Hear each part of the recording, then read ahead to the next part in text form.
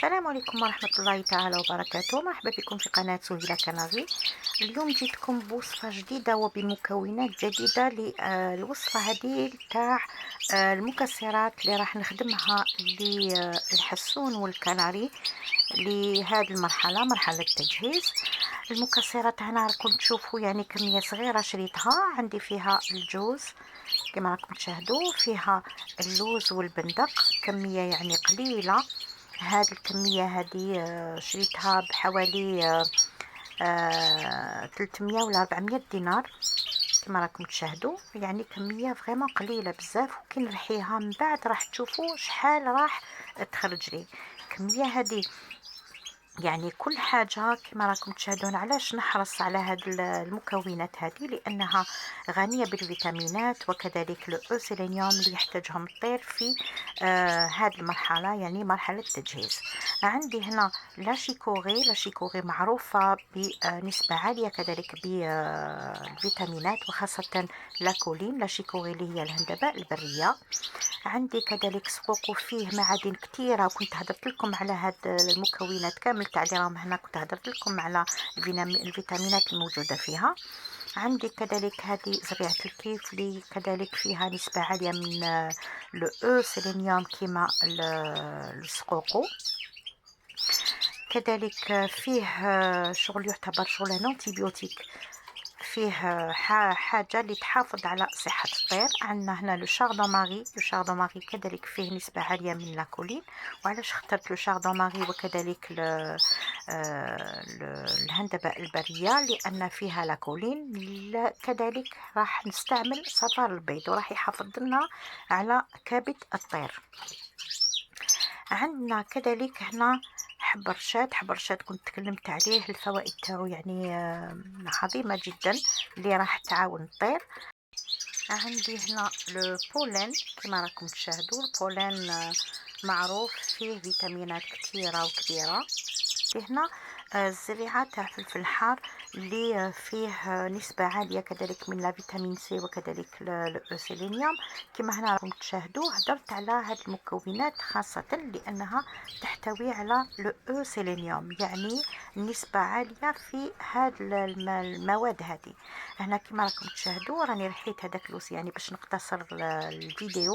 هنا رحيت هذوك المكسرات، رحيت كذلك زريعة الكيف والسقوقو. هنا كما راكم تشاهدوا ندير زريعة الكيف، سقوقو كذلك رحيته كما راكم تشاهدوا هنا. ورحيت كذلك لو شاردون ماري، هنا ندير الحلبة كما راكم تشاهدوا، هكذا نخليها ما نرحيهاش.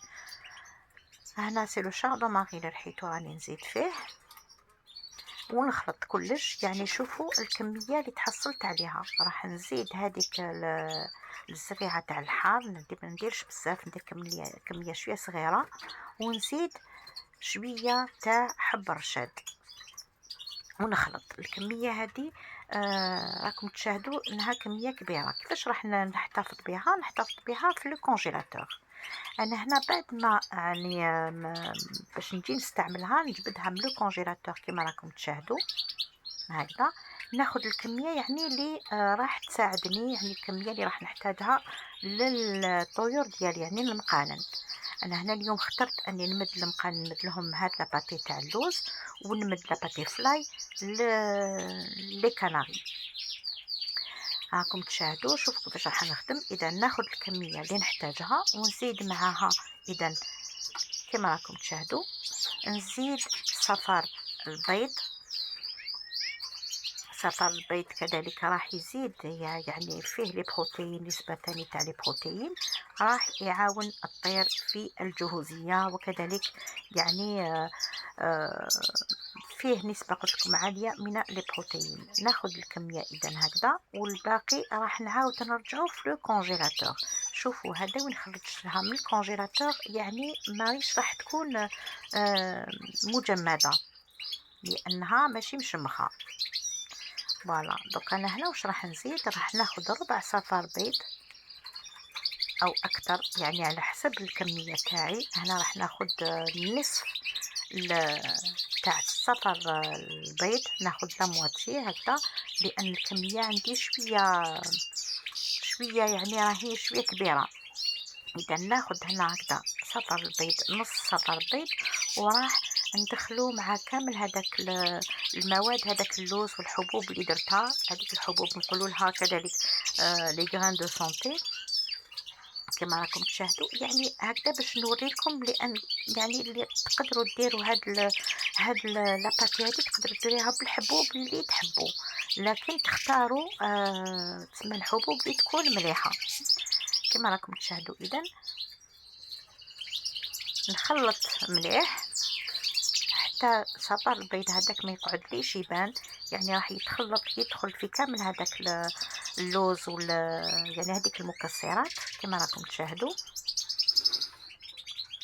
من بعد هنا راح نزيد كميه صغيره تاع العسل الحر، العسل الطبيعي كما راكم تشاهدوا. هنا شوفوا الصفار راهو تخلط مليح.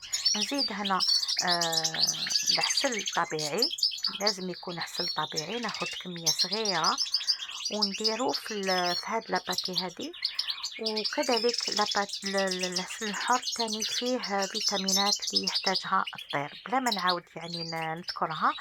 اللي حب يعني يعاود يشوف لا فيديو هذيك اللي درتها العام الماضي، يعاود يشوف كامل المكونات اللي درتها، وكل مكون هدرت عليه يعني صديق ما عطيت لكم كامل المعلومات.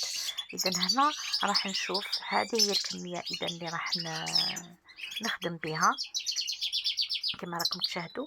ملعقه صغيره تاع العسل الطبيعي، العسل الحر، وراح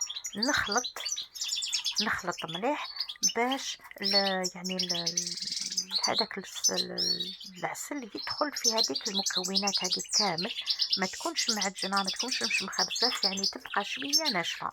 لانه على بالكم الحاجه حلوه ما لازمش نكثروا منها للطيور. علاش؟ لان تقدر تمد لهم دير لهم الدوده. اذا هنا انا واش راح ندير، نخلط مليح كما راكم تشاهدوا، وراح نمدها عادي مره الى مرتين في الاسبوع. يعني نخلطوا لي باتي، انا نخلط لهم خطره نمد هذه، خطره نمد لاباتي فلاي، خطره نمد هذيك تاع الطعام. يعني عندي دي باتي هكذا نخدمهم للطيور ديالي هكذا باش يعني نعرف انهم كلاو من كل حاجه، كلاو منها. اذا كما راكم تشاهدوا قلت لكم نخلط مليح ونمد لهم كما عودتكم الكميه اللي نمدها للمقنين، ماشي كما اللي نمدها للكنافي باش ما نختلفوش. نمد 5 غرام تاع هاد لاباتي نمدوها للمقنين، وحوالي 10 غرامات نمدوها للكناغي. علاش؟ لان ما بين المقنين والكناغي نصيبوا دائما الكناغي توجور لا كوربولونس تاعو ولا الوزن تاعو يكون عالي بارابور للمقنين. هذه هي. اذا هكذا نمدو هاد كميه صغيره تاع قلت لكم 5 غرام، ونمدوها حوالي يعني اللي يحب يمدها مرتين او 3 مرات في الاسبوع هو حر. انا هذه قلت لكم نمدها مرتين في الاسبوع، ودي فوا نمدها مره واحده ونخلط مع يعني نتبع، لازم عليا نتبع البروغرام ديالي. هذه هي. اذا نخلط هنا مليح كما راكم تشاهدوا، راكم تشوفوا انها ما تعجنتش، راهي مازالت ناشفه. الكميه هذيك اللي مديتها لكم هي كميه مدروسه. اذا اللي يحب يدير هاد لاباتي هذه لازم يعني يستعمل هاد الكميه هذه بالذات. اذا هكذا كما راكم تشاهدوا نوريها لكم عن قرب، شوفوا كيفاش راهي تبان. هاد لاباتي تبان ماشي مشمخه كما راكم تشوفوا. هكذا لازم تمدوها هكذا للطيور تاعكم، ما لازمش تكون مشمخه قلت لكم. اذا كما راكم تشاهدوا هكذا نروح نجيب انغودي قلت لكم نمدو حوالي 5 غرامات اللي تعتبر ملعقه صغيره. اللي ما عندوش هذوك لي كويير تاع الدوزاج ما نخدم بهم ياخذ ملعقه صغيره هكذا ويمدها للطير ديالو. اذا هكذا. اذا ان شاء الله نكون فدتكم بهذه الوصفه هذه. نقول لكم في رعايه الله وحفظه، والسلام عليكم ورحمه الله تعالى وبركاته.